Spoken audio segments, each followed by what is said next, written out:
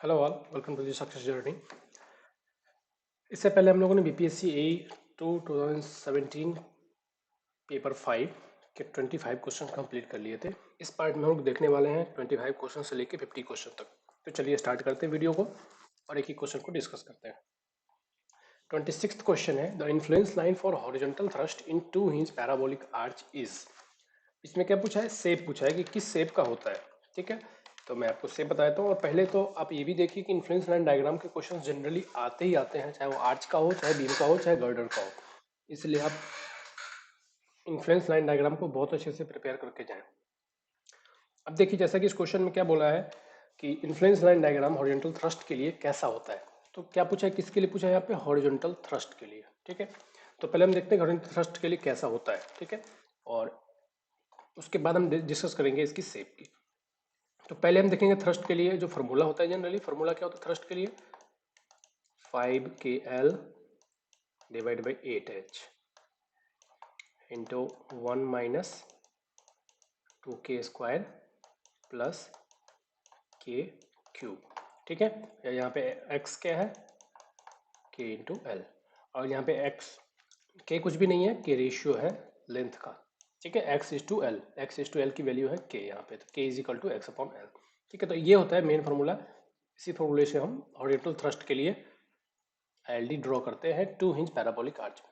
तो हम देख सकते हैं इसमें डिग्री क्या है, यहाँ पे पैराबोलिक है। ठीक है, तो पैराबोलिक यहाँ पे आंसर हो जाएगा। और वो भी डिग्री कौन सा है? क्यूबिक। कैसा है? क्यूबिक पैराबोला, क्योंकि के का क्यूब है यहाँ पे। तो 3 इंच में क्या हो जाएगा, सॉरी 2 इंच पैराबोलिक आर्च में हॉरिजॉन्टल थ्रस्ट के लिए cubic parabola. Okay, next question चलते हैं। For a symmetrical point load W, single point load है, single point load W moving on the symmetrical 3 inch parabolic arch. 3 inch parabolic arch है और एक single point load है जो कि move कर रहा है। The maximum sagging moment occurs, मतलब पॉजिटिव मोमेंट की बात कर रहा है, एक्स डिस्टेंस पे। ये क्वेश्चन बहुत ही इंपॉर्टेंट है क्योंकि ये क्वेश्चन बहुत बार आता है। मैं आपको डिफरेंट डिफरेंट कंडीशन में बता देता हूँ कि मैक्सिमम कब होगा, मिनिमम कितने डिस्टेंस पे होगा, एटसेट्रा। देखिए नॉर्मल, अगर हम थ्रस्ट की बात करें, इसमें किसके लिए पूछा है? सैगिंग मोमेंट के लिए। तो देखिए इसका नॉर्मल, अगर हम बेंडिंग मोमेंट डायग्राम ड्रॉ करें आईएलडी के लिए, आईएलडी फॉर बेंडिंग मोमेंट, तो वो कुछ ऐसा बनता है। मैक्सिमम नेगेटिव और मैक्सिमम पॉजिटिव दोनों अलग अलग लोकेशन पे बनते हैं। दोनों की वैल्यू सेम होती है पर दोनों की लोकेशन अलग अलग होती है। दोनों की value L minus x upon L के बराबर ही होती है, L minus x upon L. क्योंकि हम जानते हैं निगेटिव में क्या होता है? Minus h plus y, h into y. वो भी अगर उसको सॉल्व करोगे आप पैराबोलिक के लिए, आप वाई की इक्वेशन डालेंगे तो वो भी L minus x upon L ही आता है। और अगर आप सपोर्ट्स यहाँ से फाइंड करोगे तो ये भी, लेकिन इन दोनों की लोकेशन अलग अलग होती है। तो मैक्सिमम पॉजिटिव और मैक्सिमम नेगेटिव की लोकेशन खाली अलग है और कुछ भी नहीं है। लोकेशन के लिए मैं आपको दोनों का ही लोकेशन बता देता हूँ क्योंकि दोनों का लोकेशन पूछा जाता है। अगर आपसे पूछता है कि सैगिंग के लिए, मतलब पॉजिटिव बेंडिंग मोमेंट पूछ रहा है, तो सैगिंग का लोकेशन क्या आता है? 0.211 एल पे आता है। ठीक है, और अगर नेगेटिव पूछता है तो नेगेटिव आता है 0.25 एल पे। ठीक है, तो ये अगर मैक्सिमम यहाँ पे सैगिंग की जगह हॉगिंग पूछता तो नेगेटिव के लिए मैक्सिमम हो जाता, और ये किसके लिए मैक्सिमम है? पॉजिटिव के लिए। दोनों ही एंड से अगर हम इसका चार्ट ड्रॉ करें तो चार्ट कुछ इस तरीके से ड्रॉ होता है। ठीक, तो यहाँ पे ये पॉजिटिव का है, ये दोनों पॉजिटिव का है, और ये दोनों नेगेटिव का। तो पॉजिटिव की जो मैक्सिमम होती है वो 0.25 एल पे, ये वाली वैल्यू पे, और नेगेटिव की जो मैक्सिमम होती है वो इतने पे, दोनों ही साइड से। यहाँ से भी 0.211 एल और ये 0.25 एल। ठीक है, तो ये दोनों वैल्यू याद रखिए, ये मैक्सिमम नेगेटिव के लिए है, ये मैक्सिमम पॉजिटिव के लिए। ओके, नेक्स्ट क्वेश्चन पे चलते हैं। In which of the following truss member the stress depends upon whether the load moving on top chord or bottom chord? कह रहा है कि इनमें से किस पे डिपेंड करता है ट्रस में स्ट्रेस? किस चीज पे डिपेंड करता है जब लोड मूव कर रहा होता है टॉप कोड और बॉटम कोड में? तो ये होता है वर्टिकल्स पे डिपेंड होता है। वर्टिकल्स मीन्स जो वर्टिकल मेंबर है, ये ट्रस हो गया, तो ये हो गया टॉप कॉर्ड, ये हो गया बॉटम कॉर्ड। ये टॉप कॉर्ड और बॉटम कॉर्ड, और इसके बीच में डायगोनल्स क्या होते हैं? वर्टिकल्स, ये वर्टिकल्स है। तो इस पे डिपेंड करता है कि स्ट्रेस कितना आएगा टॉप कॉर्ड या फिर बॉटम कॉर्ड में। ठीक है, तो B is the right answer. Next है which of the following method of structural analysis is a force method. हम जानते हैं कि जनरली दो मेथड होते हैं, force method and displacement method. Force में कौन कौन से मेथड आते हैं, जितने भी हम फोर्स मेथड है, जैसे कि कॉलम एनालॉजी मेथड, उसके बाद आगे Castigliano method, virtual work method, ये सब आगे फोर्स मेथड में, थ्री मोमेंट थ्योरम, ये सब। और डिस्प्लेसमेंट मेथड में, फोर्स मेथड में फोर्स अननोन होता है और डिस्प्लेसमेंट मेथड में डिस्प्लेसमेंट अननोन रखते हैं। और ये दोनों मेथड किसके हैं, इंडिटरमिनेट स्ट्रक्चर को एनालाइज करने के लिए। तो यहाँ पे पूछा है कि फोर्स मेथड कौन सा है, slope deflection method, moment distribution method, Kani's method, ये सब क्या है, डिस्प्लेसमेंट मेथड है। कॉलम एनालॉजी मेथड किस में आता है, फोर्स मेथड में। कॉलम एनालॉजी मेथड को उसी ने बनाया था जिसने मोमेंट डिस्ट्रीब्यूशन मेथड बनाया था, लेकिन इसमें फोर्स अननोन होता है और इन दोनों में डिस्प्लेसमेंट अननोन होता है।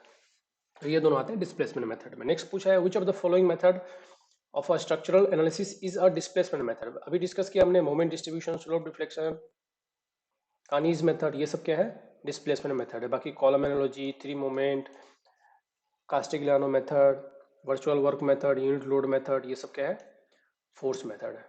नेक्स्ट आते हैं in the displacement method of structure analysis the basic unknowns are displacement. Displacement method में डिस्प्लेसमेंट अननोन होता है और फोर्स मेथड में फोर्स अननोन रहता है।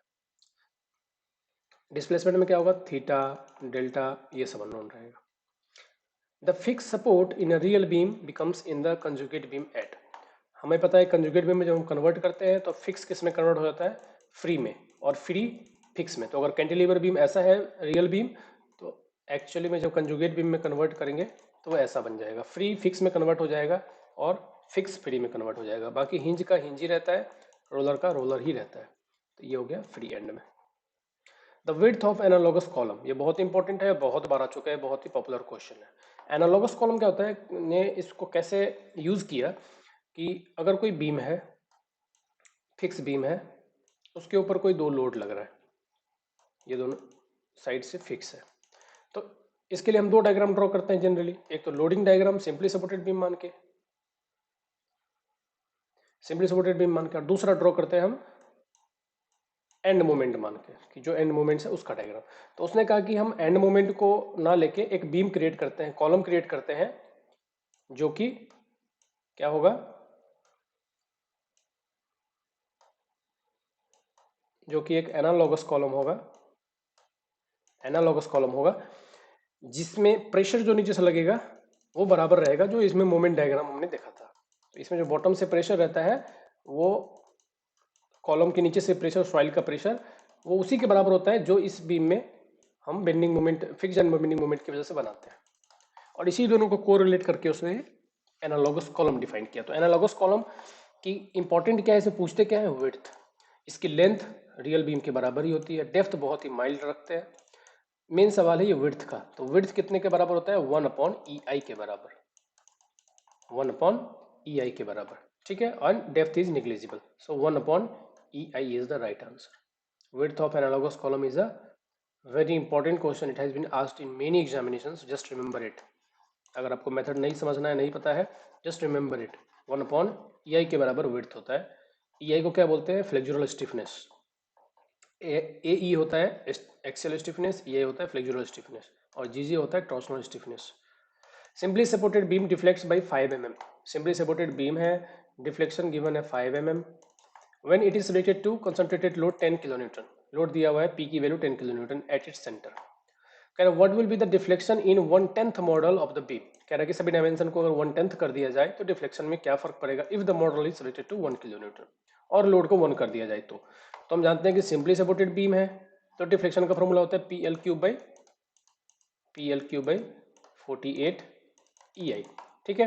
तो ये दिया हुआ कितना, 5 mm के बराबर, और सबको हम बराबर कर देते हैं, कितना, 1/10 कर देते हैं, और लोड को 1 कर देते हैं। तो P तो 1 हो जाएगा, लेंथ हो जाएगा L/10 का होल क्यूब डिवाइड बाई 48 में तो कोई फर्क नहीं पड़ने वाला, और E में भी कोई फर्क नहीं पड़ने वाला, I में BD³/12, तो B भी हो गया B/10, और डेप्थ हो गया D/10 का होल क्यूब और 12 ऊपर।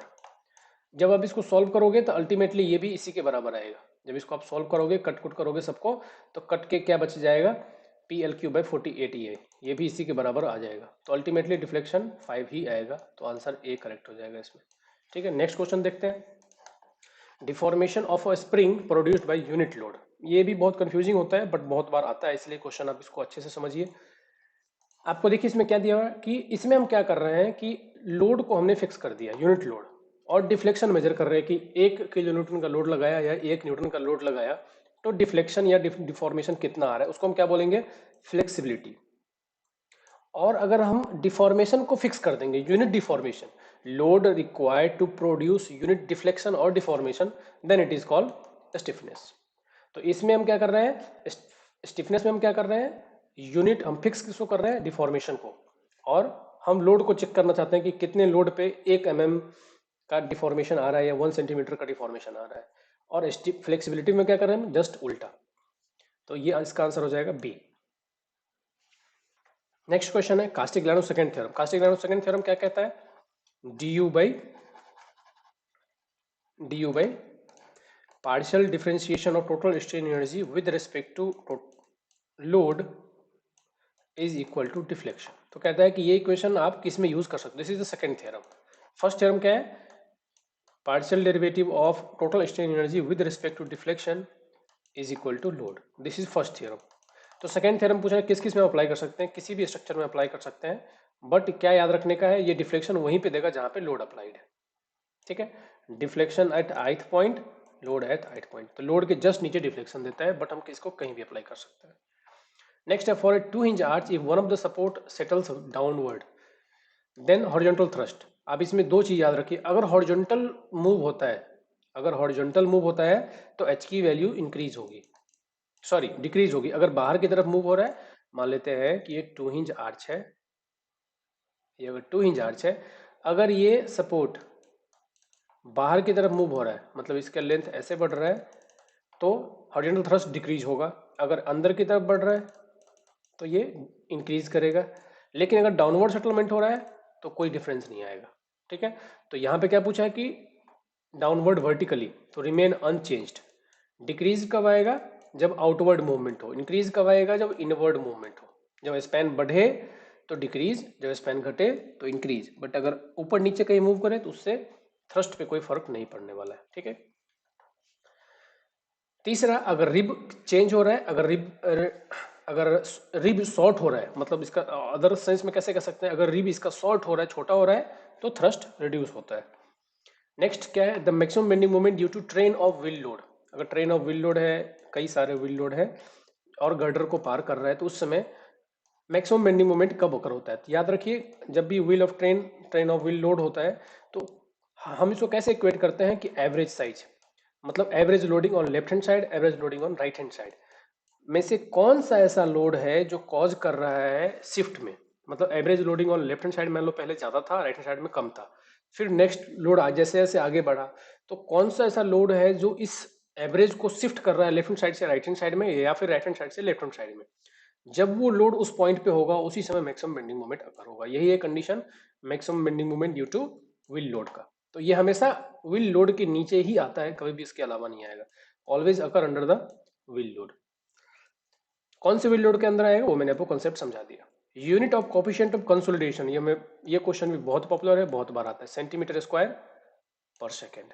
ठीक है, नेक्स्ट क्वेश्चन है which of the following gives the correct decreasing order of the density. Density हम लोग जानते हैं कि बहुत सारे प्रकार के होते हैं, तो कह रहे हैं कि डिक्रीज ऑर्डर में सबसे ज्यादा किसका होता है, सैचुरेटेड का, सबसे ज्यादा सैचुरेटेड का गामा सेट।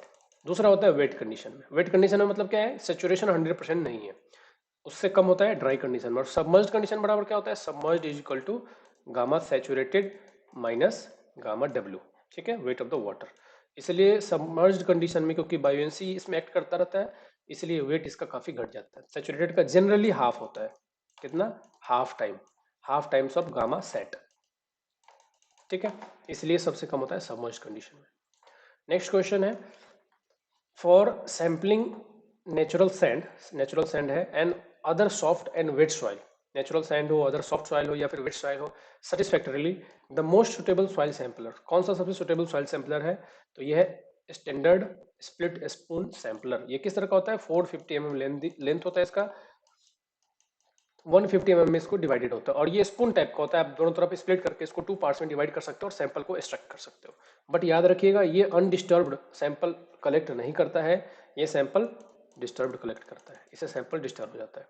ठीक है, बाकी ये थिन वॉल जो है ये अनडिस्टर्ब सैंपल कलेक्ट करता है। तो क्या करें, sampling natural sand and other soft and wet soil satisfactorily. Suitable soil sampler कौन सा है, स्पिट स्पून सैंपलर। नेक्स्ट है during seepage through an earthen mass the direction of seepage is. तो हम जानते हैं कि जो इक्विपोटेंशियल लाइन होता है और फ्लो लाइन होता है, लैप्लास इक्वेशन का सॉल्यूशन। तो देखिए ये लाइंस क्या है, फ्लो लाइंस है, ये फ्लो लाइंस है और ये क्या है, इक्विपोटेंशियल लाइंस है। और ये दोनों पूछता है कि क्या रिलेशन होता है, तो ऑर्थोगोनल होता है 90 डिग्री। ऑर्थोगोनल होते हैं एक दूसरे के, इक्विपोटेंशियल लाइन और flow line. Flow line represent करता है वाटर की फ्लो की डायरेक्शन को और इक्विपोटेंशियल लाइन क्या रिप्रेजेंट करता है कि इस लाइन पे हर एक पॉइंट पे वाटर के अंदर एनर्जी सेम होगी, इसलिए इसका नाम है इक्विपोटेंशियल लाइन, एनर्जी सेम है। तो कह रहा है कि जो वाटर मूव कर रहा है सीपेज जो डायरेक्शन है उसमें वो उसका डायरेक्शन क्या होता है, perpendicular to the equipotential line. अभी हमने देखा 90 डिग्री। इसको कई बार ये भी पूछते हैं कि ऑर्थोगोनल, तो ऑर्थोगोनल, परपेंडिकुलर, 90 डिग्री सब बराबर ही है, ये एक ही है। नेक्स्ट है, अगर पूछता है यहीं पे कि फ्लो लाइन में क्या रिलेशन है, तो यहाँ पे आता है parallel, parallel to flow line and perpendicular to equipotential line. Next है, a sample of clay and sample of sand have same specific gravity. G की वैल्यू सेम है, वाइट रेशियो भी सेम है, बट सॉइल अलग अलग है, एक clay है और एक सैंड है। कह रहे हैं उनकी प्रोबेबिलिटी भी क्यों डिफरेंस होती है, हम जानते हैं कि सी डी स्क्वायर, तो ये डी स्क्वायर क्या है, साइज का फैक्टर, और साइज की वजह से क्या होता है, वाइड रेशियो अलग अलग होता है। The size ranges of their wide would be different, क्योंकि वाइड्स हम जानते हैं कि क्ले के अंदर ज़्यादा होता है और सैंड के अंदर कम होता है। इसलिए अगर even if void ratio is same, even if void ratio is same, तो वाइड रेशियो सेम होने का मतलब यह कि total volume of wide same है, बट ये नहीं है कि साइज क्या है। मान लो हो सकता है क्ले में बहुत छोटा छोटा वाइड्स बट बहुत ज़्यादा अमाउंट में हो, और सैंड में बहुत लार्ज अमाउंट वॉल्यूम हो बट अमाउंट कम हो, नंबर कम हो, बट वॉल्यूम का पर वाइड की वॉल्यूम ज़्यादा हो। तो वहाँ से ये डिराइव करेगा कि ये इस वजह से क्या होता है, परमिबिलिटी डिफरेंट डिफरेंट होती है। क्ले सफिशिएंट पोरस तो होता है लेकिन परमिएबल नहीं होता, लेकिन सैंड की बात करें तो परमिएबल भी होता है और पोरस भी होता है। नेक्स्ट चलते हैं, in a saturated clay layer undergoing consolidation single drainage, मतलब एक तरफ से सिर्फ ड्रेन हो सकता है। At its top the pore water pressure, क्या कह रहे हैं कि नीचे से इम्परमिएबल लेयर है, ऊपर से ये क्ले का लेयर है, ऊपर से सॉइल कंसोलिडेशन में पास हो सकता है वर्टिकल डायरेक्शन में। तो कह रहे हैं प्रेशर कहाँ पे ज्यादा होगा, प्रेशर डायग्राम अगर हम बनाएंगे तो क्या बनेगा, यहाँ पे 0 के आसपास और यहाँ पे ऐसे, क्योंकि जहां से पानी पास नहीं होगा वहां प्रेशर मैक्सिमम रहेगा, पर वाटर प्रेशर। अगर यही दोनों तरफ से मैक्सिमम होता, दोनों तरफ से ड्रेनेज होता, टू वे ड्रेनेज, तो ऐसा बनता। तो कई बार क्वेश्चन में ये भी पूछते हैं कि जो हम इसका कंसोलिडेशन टेस्ट करते हैं कंसोलिडेटेड मीटर में उस वहां उसमें मैक्सिमम पर वाटर प्रेशर कहाँ पे होता है, ये भी क्वेश्चन पूछते हैं। तो कंसोलिडेटेड मीटर में मैक्सिमम प्रेशर कहाँ पे होगा, क्योंकि वो टू वे ड्रेनेज होता है, ऊपर से भी नीचे से भी, तो मैक्सिमम प्रेशर होगा एट द सेंटर। तो टू वे ड्रेनेज हो तो दोनों जगह पे 0 होगा और सेंटर में मैक्सिमम होगा। वन वे ड्रेनेज है तो जहां पे परमिएबल नहीं है वहां पे मैक्सिमम प्रेशर होगा, तो अंडर ये इसमें आ जाएगा बॉटम। नेक्स्ट है, a saturated clay stratum of thickness 10 metre, तो इसमें थिकनेस दिया हुआ है 10 metre, bounded on top and bottom, तो top and bottom by medium coarse sand, मतलब ये ड्रेनेज है। Has a coefficient of consolidation, coefficient of consolidation कितना है, 0.002 centimetre square per second. If the stratum is related to loading, loading है, likely to be happen undergo 50% of its primary consolidation. तो कह रहे हैं कि 50% कंसोलिडेशन होने में कितना समय लगेगा। बहुत इजी क्वेश्चन है, हम जानते हैं कि टाइम फैक्टर का फॉर्मूला क्या होता है, TV is equal to CV into T divide by D square. D क्या है यहाँ पे, ड्रेनेज पाथ, और अगर टीवी की वैल्यू मतलब टाइम फैक्टर अगर 50% से कम कंसोलिडेशन हो रहा हो, 60% से कम, तो उसके लिए टाइम फैक्टर कैसे फाइंड करते हैं, पाई/4 इंटू यू स्क्वायर। तो यहाँ 50% से 60% से कम है, तो अगर हम इसकी वैल्यू फाइंड करेंगे तो ये आएगा इस केस में 0.196। इसकी वैल्यू को हमें यहाँ पे इक्वेट कर देना है, ठीक है, बाकी आपको सब पता ही है। तो 0.196 इज इक्वल टू सीवी की वैल्यू गिवन है 0.002। अब ये सेंटीमीटर स्क्वायर में है और ये मीटर में है डेप्थ, तो इसको हमें कन्वर्ट करना पड़ेगा, 10⁻⁻⁴ में कर देते हैं तो ये मीटर स्क्वायर में हो गया। इंटू टी हमें फाइंड करना है, डिवाइड बाई डी स्क्वायर। अब यहाँ पे ड्रेनेज पाथ क्या है, तो टू वे ड्रेनेज है। यहाँ पे देखिए, यहाँ पे क्वेश्चन में क्या दिया हुआ है, टू वे ड्रेनेज, ऊपर और नीचे दोनों तरफ से पोरस है। तो ड्रेनेज पाथ क्या हो जाएगा, ड्रेनेज पाथ इज कि ये हो गया डी और ये भी हो गया डी, ठीक है। तो डी विल बी हाफ। तो यहाँ पे क्या हो जाएगा, सेंटीमीटर को हमने मीटर में चेंज कर दिया है, तो 5 का स्क्वायर, ठीक है। इसको जब आप सॉल्व करोगे तो यहाँ से टाइम सेकेंड्स में मिलेगा, याद रखना ये सेकेंड्स में देगा, और फिर उसको डिवाइड करना पड़ेगा हमें डेज में, तो ये मिलेगा 284 डेज के बराबर। नेक्स्ट है, which of the following parameters can be use to estimate the angle of internal friction. ये भी बहुत पॉपुलर क्वेश्चन है, बहुत बार आता है। कैसे फाइंड कर सकते हैं कोर्स ग्रेन सॉइल के लिए, डी आर से, डेंसिटी इंडेक्स से। डेंसिटी इंडेक्स कैसे फाइंड करते हैं, E max minus E natural divide by E max minus E minimum. E max किसको बोलते हैं, maximum void ratio in loosest condition, सबसे जब लूज होगा तो उसमें मैक्सिमम वाइड रेशियो होगा। और ई मैक्स किसको बोलते हैं, minimum wide ratio in case of densest condition. और नेचुरल क्या है, जो नेचुरल कंडीशन में जो भी इसकी वाइड रेशियो है। तो density index is the right answer. Next is, a cantilever sheet pile derive it's stability from, very popular question. किससे स्टेबिलिटी मिलती है, लेटरल रेजिस्टेंस ऑफ सॉइल, मतलब पैसिव अर्थ प्रेशर से। जो सीट पाइल होता है, मान लो ये ग्राउंड लेवल है, इसके ऊपर वाटर है, ये वाटर है, तो यहाँ से ये इसको ऐसे पुल करता है, तो ये यहाँ से पैसिव प्रेशर जनरेट होता है, ठीक है। तो ये पैसिव प्रेशर से अपनी स्टेबिलिटी लिटरल अटेन करता है। Next, deflection of seat pile, again this is a very popular question. In a seat pile in a breast cut, तो कह रहे हैं कि अगर ब्रेस्ट कट है तो उसमें डिफ्लेक्शन सीट पाइल का कितना, मतलब किस लोकेशन पे ज्यादा होता है, तो increases from top to bottom. तो अगर ब्रेस्ट कट है तो उस केस में सीट पाइल की जो डिफ्लेक्शन है वो जैसे जैसे हम नीचे जाएंगे वैसे वैसे डिफ्लेक्शन ज्यादा होती जाएगी, क्योंकि यहाँ पे डिफ्लेक्शन कम होगी, यहाँ पे डिफ्लेक्शन मैक्सिमम होगी। नेक्स्ट क्या है, 49th question, the time T required for attaining certain degree of consolidation of a clay layer is proportional to. हमने अभी डिस्कस किया, टाइम फैक्टर किसके बराबर होता है, CV into T upon D square, drainage path का स्क्वायर। तो यहाँ पे टी वैल्यू किसके प्रोपोर्शनल है, आप देख सकते हैं, टीवी के प्रोपोर्शनल है, CV के प्रोपोर्शनल है और डी के इनवर्सली प्रोपोर्शनल है। तो यहाँ पे H क्या है, यहाँ पे D है, nothing but it is D। तो डी स्क्वायर के, यहाँ पे डी स्क्वायर को जब हम यहाँ पे ले जाएंगे तो ये क्या आ जाएगा, टीवी इंटू डी स्क्वायर, और अगर हम इसको इधर ले जाएंगे तो ये आ जाएगा CV नीचे, ठीक है। अब ये बन गया T, तो ये T is equal to TV into D square, तो इन दोनों के प्रोपोर्शनल हो गया और इसके इनवर्सली प्रोपोर्शनल हो गया, वही आंसर है यहाँ पे बी में। लास्ट क्वेश्चन है इसका, स्टैटिक कोन पेनिट्रेशन टेस्ट। ये दोनों किसके लिए है,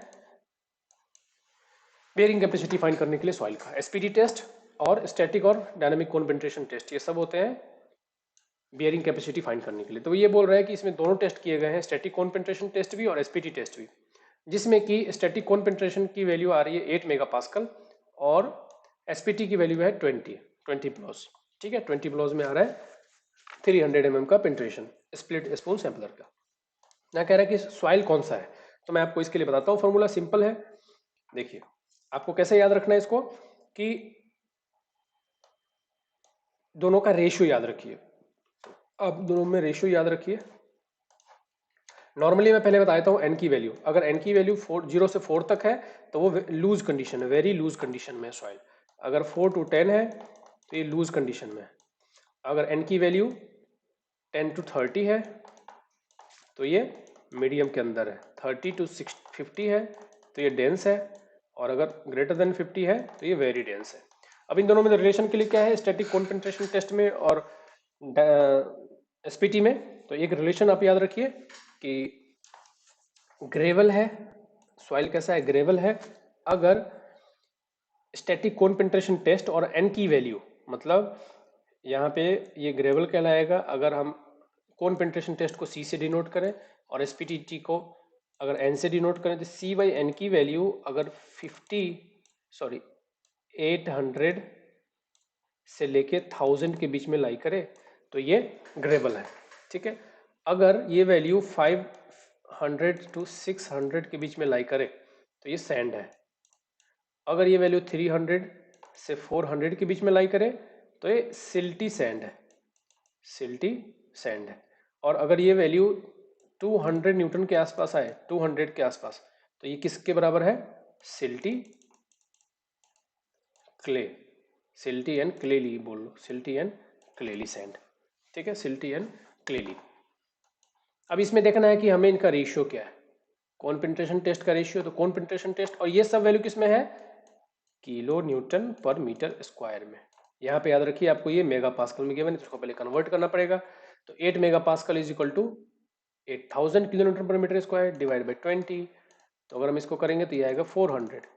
तो 400 का रेंज कौन सा है, ये रेंज। तो इसमें मैंने क्या बताया था, सैंडी सिल्ट, सैंडी सिल्ट, ठीक है। तो ये आ जाएगा sandy silt is the right answer. So ये था इस वीडियो में। Thank you all, thanks for the watching. Video अच्छा लगा हो तो आप लोग लाइक कीजिए, कमेंट कीजिए, चैनल को सब्सक्राइब कीजिए। थैंक यू ऑल, मिलते हैं हम लोग नेक्स्ट में पेपर 6 में। कल हम लोग पेपर 6 को डिस्कस करेंगे। Thank you all, thanks for